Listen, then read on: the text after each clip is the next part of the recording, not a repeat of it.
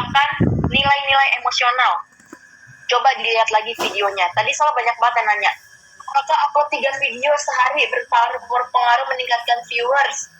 Berpengaruh kalau ada peningkatan dari sisi konten yang menarik atau tidak gitu. Teman-teman evaluasi lagi kontennya, kira-kira apakah sudah mengandung unsur-unsur yang membuat penonton tergugah gitu, baik dari hook-nya kah atau dari tema secara keseluruhan gitu ya teman-teman ya. Katifa mungkin sudah bisa pilih Q&A sendiri, boleh ya? Oke, aku sekarang kita dengar dulu Katifa mau jawab pertanyaan yang mana nih.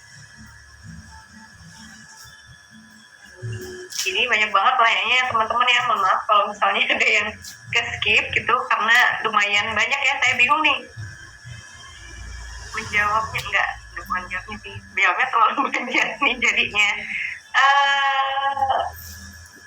Ya, ada pertanyaan sejuta umat ya sebenarnya ya di sini. Kak, kira-kira idealnya up video berapa kali sehari ya ini? Siapa nih yang tanya kayak gini nih? Siapa yang bingung berapa kali harusnya videonya sehari? Ada nggak yang bingung? Tuh kan?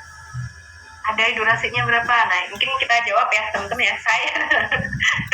Oke, nah berapa kali sih sehari baiknya upload videonya itu gitu kan? Nah, ini sebenarnya adalah terserah teman-teman gitu.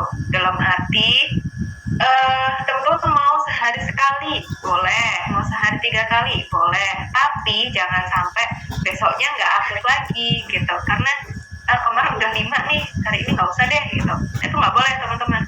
Jadi kalau bisa sehari sekali, besoknya sekali itu lebih baik. Kenapa? Karena kita harus absen nih ke sistem. Hey, aku aktif nih akunnya gitu. Jadi harus konsisten. Jadi mungkin kayak klise ya, kenapa sih kok orang-orang bilangnya kalau upload sini tuh biar upload itu harus konsisten gitu. Karena seperti itu teman-teman, kita mainnya sama sistem, di mana sistem harus tahu bahwa kita itu aktif setiap harinya. Dengan cara ya kita upload nih sehari mungkin sekali aja gitu, sehari 2 kali, tapi besoknya juga sehari 2 kali gitu kan. Hampir setiap hari kalau bisa ya sehari sekali atau sehari 2 kali, itu udah aman banget nih kayak gitu. Terus ada lagi yang tanya berapa sih durasinya gitu kan, durasi yang ideal buat short video itu berapa detik atau menit ya. Nih kan banyak nih, siapa lagi yang tanya kayak gitu tuh. Durasinya yang ideal, kalau misalnya teman-teman baru ya di sini, itu kita sarankan memang 1-15 detik aja udah bagus ya. 15 detik, 20 detik, 30 detik itu udah sangat bagus teman-teman, kalau misalnya teman-teman emang baru di sini gitu. Kalau 1 menit boleh gitu ya. Kalau misalnya teman-teman mau bikin story trailing kayak tadi, itu biasanya agak lama, 1 menit lah durasinya, itu nggak masalah gitu kan. Tapi di sini kita lihat lagi nih teman-teman mau apa tujuannya. Tujuannya saya mau memperkenalkan aja sih gitu kan, soal produk aja. Itu mungkin teman-teman bisa 15 detik juga udah bagus banget gitu kan. Kayak gitu. Durasi ideal nggak ada teman-teman, tapi kita sarankan memang kalau mau storytelling 1 menit, tapi kalau misalnya teman-teman mau bikin yang singkat-singkat aja, itu bisa 15-20 detik, itu udah bagus banget kayak gitu. Katanya TikTok senang dengan video yang lebih dari 60 detik. Tidak selalu ya teman-teman ya, jadi ada yang 1 menit itu untuk khusus ya, case khusus yang tadi kayak storytelling, atau mungkin teman-teman mau bikin yang lebih seru lagi di short videonya kayak social eksperimen dan sebagainya. Nah itu bisa teman-teman bikin yang 1 menit atau 2 menit, itu nggak masalah. Tapi kalau misalnya teman-teman mau menjelaskan produk gitu kan, mau ngasih promosi dan sebagainya, itu better di bawah 60 detik kayak gitu. Oke, coba aku lihat lagi. Kalau ada nggak nih yang mau disikat nih, coba. Aku sambil cari-cari pertanyaan. Oke, teman-teman sambil nunggu Katifa lihat pertanyaan, aku mau bantu jawab beberapa. Ini teman-teman ada yang menanyakan hal yang sama, ayo disimak baik-baik yang di live maupun yang di Zoom. Ini nanyanya sama, ada beberapa orang. Sorry aku nggak bisa sebutin namanya karena banyak banget. Pada nanya gini, kalau style di konten itu selalu berbeda gimana kak? Gitu. Jadi dia bilang ada yang dia kan fashion, kadang stylenya beda, kadang unboxing, kadang try on. Teman-teman, ini berarti balik lagi tadi ada yang nanya bedanya tema sama style video.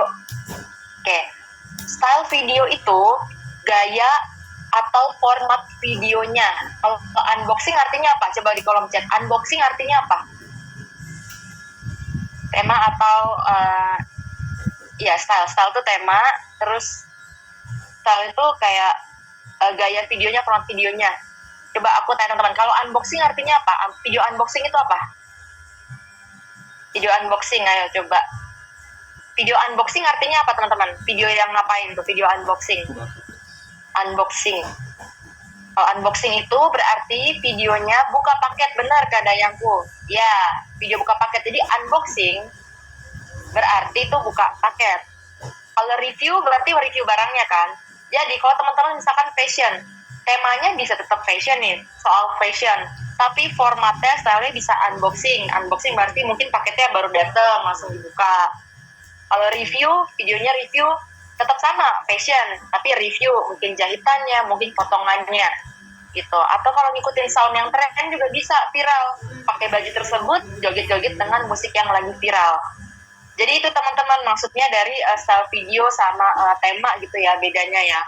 Maksudnya tetap teman-teman yang tidak disarankan adalah teman-teman bikin video yang lari dari dari niche-nya dari topik akunnya teman-teman. Misalkan gini, teman-teman adalah toko atau akun yang menjual barang-barang rumah tangga gitu loh, barang-barang rumah tangga kayak vakum atau mungkin barang-barang dapur gitu. Tapi ntar tiba-tiba teman-teman bikin videonya itu nggak ada hubungannya sama barang-barang rumah tangga, malah bikin joget-joget pakai, let's say pakai baju yang bagus aja gitu loh. Itu kan nggak ada hubungannya gitu. Jadi teman-teman kalau seperti itu tidak disarankan karena nanti nggak nemu penonton yang sesuai sama akunnya teman-teman gitu. Tapi kalau tadi kakak ada yang nanya, kadang aku unboxing, kadang aku review, itu nggak apa-apa. Yang penting masih bermain di tema yang sama, yang elektronik masih di elektronik, yang fashion masih di fashion gitu loh. Tapi format videonya, style videonya itu bisa berbeda-beda. Mungkin hari ini kita coba sosial eksperimen kayak, kak kalau saya kasih baju ini kakak suka apa enggak gitu. Dan misalkan jadi teman-teman, aku harap boleh bisa memahaminya. Jadi satu produk bisa dibikin berbagai macam format video. Itu makanya kreativitas itu nggak mentok satu aja. Video itu bukan cuma review doang gitu loh, banyak banget yang bisa dilakuin gitu ya teman-teman ya. Atau kalau yang emotional value, baju itu dikasih sebagai untuk hadiah untuk bestinya yang lama nggak ketemu. Jadi banyak banget yang bisa dieksplor. Jadi teman-teman jangan bersedih, jangan berkecil hati, coba cari-cari inspirasi ya kak ya, di TikTok Creative Center juga bisa begitu. Oke, mungkin next Kak Tifa punya pertanyaan yang mau dijawab. Ini juga banyak pertanyaan tentang short video ya. Bagusnya jam berapa? Bagusnya jam berapa gitu kan, sama cara terhindar dari hak cipta lagu teman-teman. Oke, bagusnya jam berapa sih untuk upload konten? Sebenarnya kita nggak punya waktu yang sakot, teman-teman harus jam 2 misalnya, harus jam 3, harus jam 4, enggak. Tapi setiap toko itu akan sangat berbeda jam uploadnya. Yang harus dilakukan memang harus trial. Tadi ya ada yang tanya A/B testing itu seperti apa gitu. Nah, A/B testing itu artinya adalah trial kayak gitu teman-teman. Misalnya nih, hari ini mau upload 2 video. Yang pertama jam 1 siang gitu kan, yang kedua jam 7 malam. Kita bandingin yang mana sih yang lebih rame nih. Oh ternyata yang lebih rame tuh yang jam 7 siang, jam 7 malam gitu kan. Akhirnya ya udah teman-teman coba nih di jam 7 ini, teman-teman besoknya upload lagi jam 7, besoknya lagi upload di jam 7. Kalau misalnya semakin bagus, oh ternyata semakin rame nih ketika kita upload jam 7. Nah itu adalah bagusnya di akunnya teman-teman tuh ternyata jam 7 kayak gitu. Nggak ada yang takut ya, memang ya seperti itu. Jadi cara lihatnya gimana sih, cara bagusnya jam berapa? Nah itu seperti itu, dicoba gitu. Terus ada lagi gimana sih caranya terhindar dari hak cipta lagu gitu. Nah untuk teman-teman yang berjualan ya, atau mungkin teman-teman di sini afiliator yang menyematkan produk, itu tidak bisa terhindar dari hak cipta teman-teman. Jadi kita sarankan untuk pakai lagu-lagu yang komersil gitu ya, yang aman dipakai ketika teman-teman menyematkan produk kayak gitu. Kenapa? Karena kalau yang ada hak ciptanya itu artinya teman-teman harus membayar teman-teman royalti gitu. Kenapa? Karena itu dipakai sama kita untuk mempromosikan barang. Jadi nggak bisa pakai yang ada hak ciptanya. Kalau dipakai teman-teman nanti malah harus bayar royalti kayak gitu. Kan nggak mau kan teman-teman? Nah, pakailah yang lagu-lagu yang komersil, yang aman gitu kan, dan mungkin trending gitu. Karena banyak juga teman-teman lagu-lagu yang tanpa hak cipta itu juga trending. Itu teman-teman mungkin bisa lihat ya di TikTok Creator Center. Di situ juga banyak lagu-lagu mana yang bisa kita pakai, yang komersil, yang aman buat berjualan kayak gitu. Oke. Seperti itu mungkin Kak Oli, ada lagi kah? Oke. Selanjutnya aku akan membantu teman-teman. Tadi semua juga, bukan semua sih, bohong. Ada beberapa yang nanya, Kak, biar videonya banyak yang likes gimana, banyak yang nonton gimana. Teman-teman, manfaatkan kekuatan inner circle atau komunitas terdekat teman-teman. Jadi, memang kalau memang masih, meskipun udah lama ya berkonten terusnya masih sedikit, teman-teman nggak, ibaratnya tuh kayak orang jualan ya, nggak boleh, jangan malu, nggak boleh nggak tahu malu gitu ya. Pokoknya kalau jualan harus nggak tahu malu. Maksudnya apa? Maksudnya kalau habis bikin video, di-share aja link videonya langsung ke teman-temannya, ke grup WhatsApp atau grup mana, ke saudara-saudara.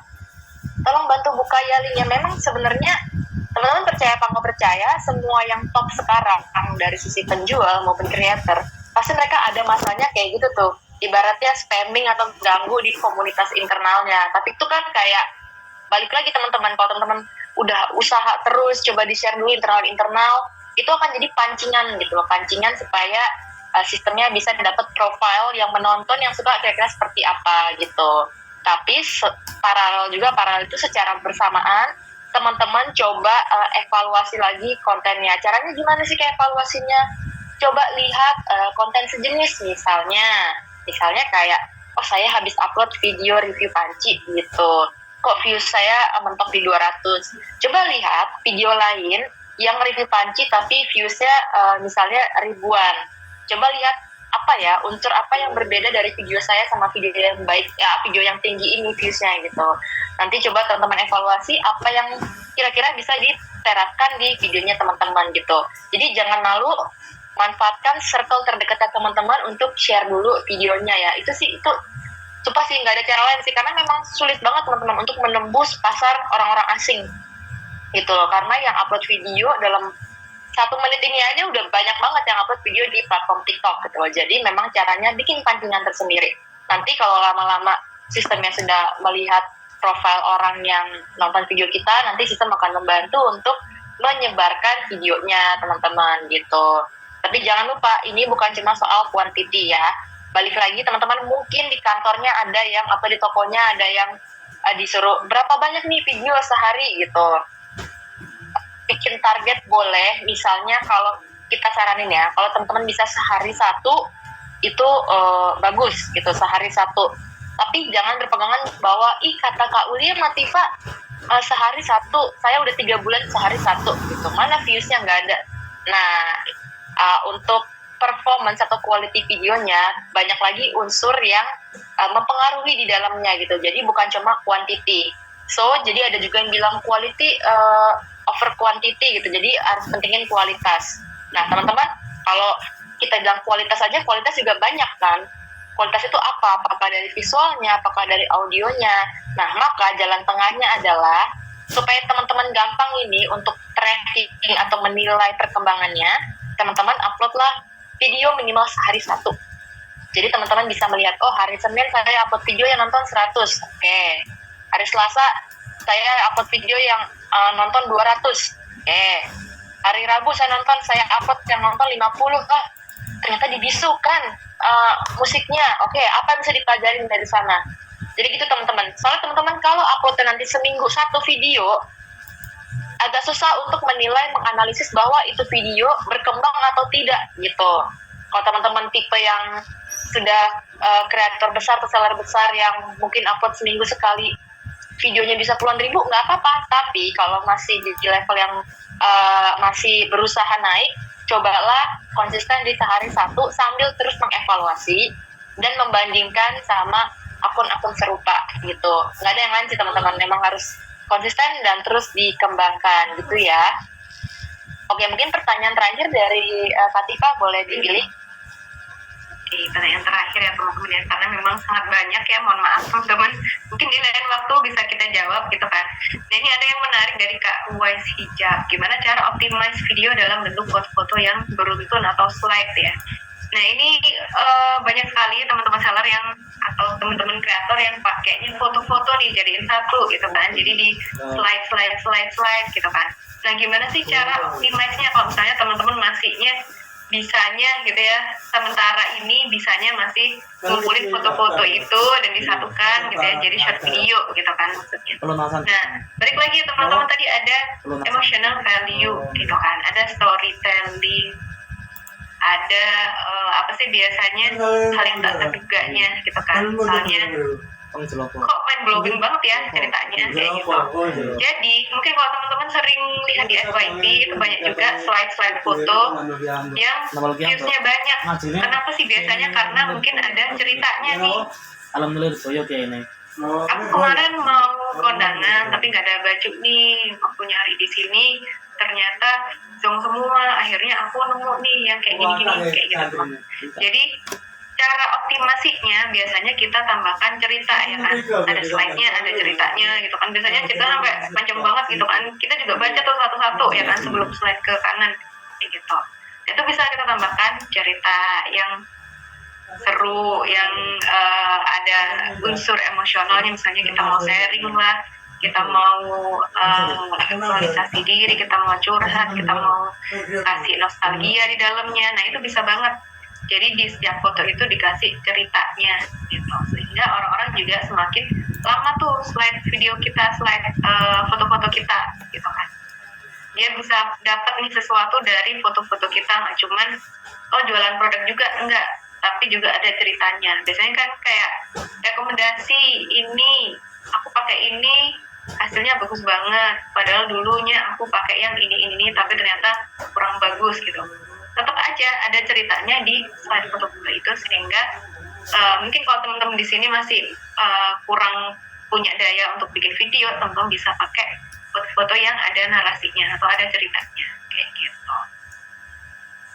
Oke, seperti itu teman-teman. Udah jam 12.15 ternyata ya, lama juga ya teman-teman. Ini nih ada daftar sesi webinar TikTok Ads yang ini, linknya udah di-share sama Kak Uli. Kalau teman-teman mau belajar Ads, langsung klik linknya ya teman-teman ya, bisa langsung klik linknya. Nanti mungkin akan ketemu kita lagi ya di jam 2 ini. Nah silakan Kak Uli. Oke, sebelum menutup sesi siang ini, aku mau ingetin lagi tadi di kolom chat, nanti jam 2 kita ada bahas tentang TikTok Ads level intermediate, level tengah-tengah. Jadi kalau mau yang lebih serius, bukan cuma kulitnya doang, nanti datang cuman persiapan ya, karena akan banyak bahasa teknis ads nih. Jadi kalau ada teman-teman yang khusus menghandle ads, boleh diajakin, kasih linknya supaya dia bisa ikut sesi yang jam 2. Pertanyaan terakhir boleh deh Kak Tifa nih. Ada dari Kak Dea, soal penonton pertama sangat berpengaruh sama soal niche content. Pertama, kalau soal niche content, tadi Kak Eka ada yang nanya, terus ada Kakak Rama juga soal niche content. Niche content itu maksudnya tuh konten yang specialty-nya teman-teman di mana? Bisa diawali dengan, sebenarnya niche itu banyak ya, bisa berupa kategori produk atau bisa gaya video gitu. Untuk teman-teman, misalnya saya kasih contoh. Misalkan contohnya toko yang selalu ukur baju, misalkan dia review toko fashion, dia review baju, terus mungkin ya berarti niche-nya dia adalah di kategori fashion, dress buat ibu-ibu dengan konsep video yang selalu ngukur-ngukurin baju ke ibu-ibu gitu. Teman-teman jangan bingung, misalnya ada Kak niche itu apa? Percaya teman-teman ya, kalau yang udah berhasil pasti nggak bingung niche konten itu apa. Mungkin yang nanya masih bingung niche saya apa. Nah itu bisa diawali dengan kategori produk yang teman-teman jual. Misalnya kayak niche itu untuk ditemukan teman-teman, ditemukan ketika teman-teman seiring berjalan waktu sudah kayak punya ciri gitu loh. Oh kalau let's say misalkan Kauli gitu, oh Kauli ini tukang ukur-ukur kalori, kalau saya sebagai kreator gitu kan, tukang ukur defisit kalori, berarti itu adalah niche saya adalah penonton yang suka untuk menurunkan berat badan lewat nge-cut kalori gitu. Teman-teman menemukan niche gimana? Bisa berangkat dari karakter atau kategori produk yang dijual ya.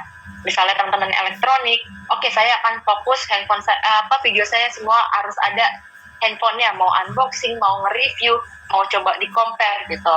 Misalnya saya misalkan saya penjual makanan gitu.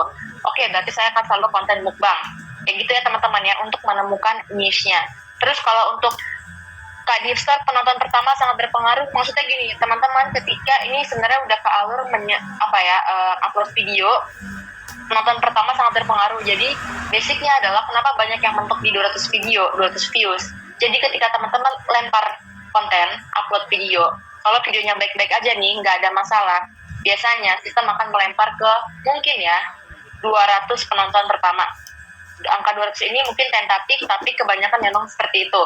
Kelihatan jadi lempar 200 penonton pertama. Nah, lalu akan dilihat nih di 200 penonton pertama ini, videonya ditonton dengan full apa tidak gitu loh. Videonya itu membuat orang-orang yang 200 orang pertama ini kasih likes atau enggak.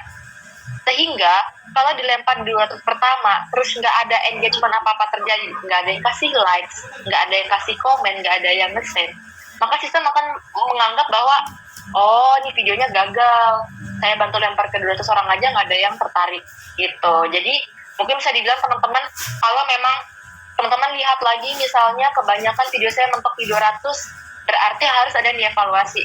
Berarti teman-teman videonya tidak berhasil menembus views 200 orang. Jadi harus ada yang diubah gitu. Tapi kalau videonya ada yang cuma 50, 49, bisa jadi itu videonya mengandung pelanggaran gitu loh. Normalnya paling nggak itu dulu angka 200. Gitu ya, KDF Store. Semoga terbahas, semoga terjawab. Jadi pentingnya seperti itu. Jadi kalau 200 pertama itu penting karena mereka akan jadi sampel profil yang akan disebarkan lagi video kakak. Gitu ya. Oke deh teman-teman, kita udah panjang lebar. Ada yang mau sholat boleh, ada yang mau makan siang boleh. Nanti kita ketemu lagi untuk bahas TikTok Ads-nya ya. Terima kasih teman-teman.